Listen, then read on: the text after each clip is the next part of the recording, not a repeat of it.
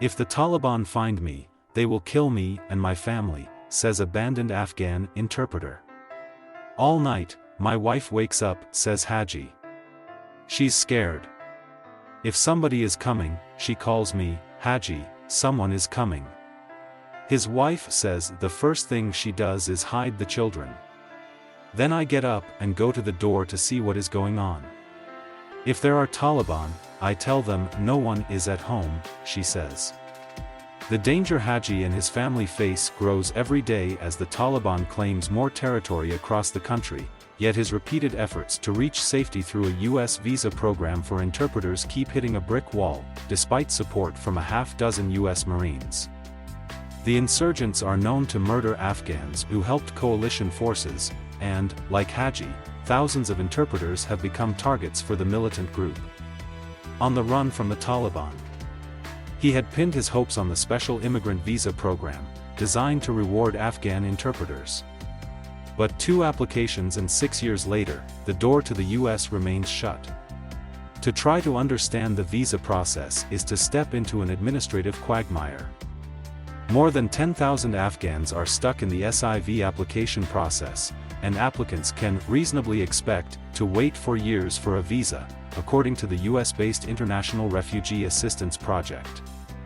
One possible reason he was turned down is an employment letter from the private sector contractor who supplied the military with interpreters, citing job abandonment. "We have long said we are committed to supporting those who have helped the U.S. military, and our diplomatic personnel perform their duties, often at great personal risk to themselves and their families. We are actively working on every possible contingency to make sure that we can help those who have helped us," it said.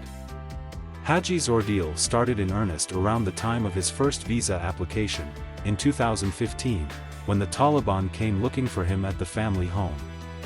"Many times, they came to my home. They ask people, 'Hey, how can I find where Haji's living? Where's his family?' When I got that information, I left that place." The years since have been a life of constant movement, of being unable to work, of always being fearful. We spend a couple of weeks, 2 weeks, a month, then we change to another place. Because I am scared in my heart that they are coming, that they will find me. His mother and brother send money for food, and he keeps his young children indoors, worried for their safety. "I have heard," says Haji's wife, "that in many places when they do not get hold of the father, then they kidnap and slaughter his sons." Despite their young age, their children are acutely aware of the danger. "During the day I am at home," says Haji's eldest son. "Even if I cry to my mother, she does not allow me outside because there is danger from the Taliban." He tells us he wants to be a doctor or an engineer, but he hasn't been able to go to school in 5 years. A country on the brink. Retired Lance CPL. Jimmy Hurley, a former platoon mate of Haji, has been helping him navigate the paperwork and has launched a crowdfunding campaign in a last-ditch effort to get him and his family to a new life out of Afghanistan. "I think he's earned it," says Hurley. "He lived with us, patrolled with us. Those guys are legitimately putting themselves in danger for the work, and I feel like they've got as much right to come over here and make a safe life for themselves as we do." One that sticks out in my mind: we were patrolling through a certain village and got caught in a near ambush.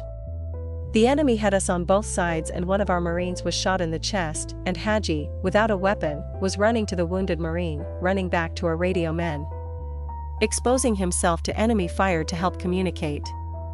That's special. You don't really see that. You don't see that from all Marines, let alone an interpreter without a weapon. That's how you learn to trust someone. When Haji enthusiastically signed up to work with American forces at the height of the U.S. troop surge, he and his wife did not think it would put them in danger for the rest of their lives. "I was very happy he was working with the Americans. I had a good life. Good clothes, good food and drinks," she says.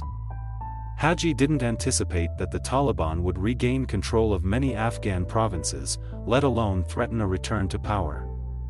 "The main point," he recalls, "was to try to clean my country from those bad people.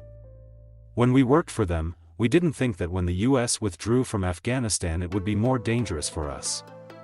Now, as the Taliban makes rapid gains across the country, Haji's wife pleads for help, our lives are in danger. If we remain here in Afghanistan, my children, my husband, we will all get eliminated. It is a plea seconded by Maj. Hansen. If anyone deserves US citizenship, it's guys like Haji. Haji not only served his country in uniform and risked his life for us for 2 years, he's risked his life every day up until now, and if he doesn't find sanctuary with us, there's no doubt in my mind it's not going to be a happy end to that story for Haji or his family. I'm terrified for his safety.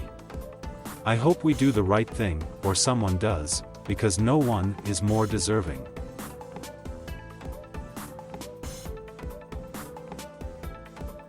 Thank you for watching. Please subscribe.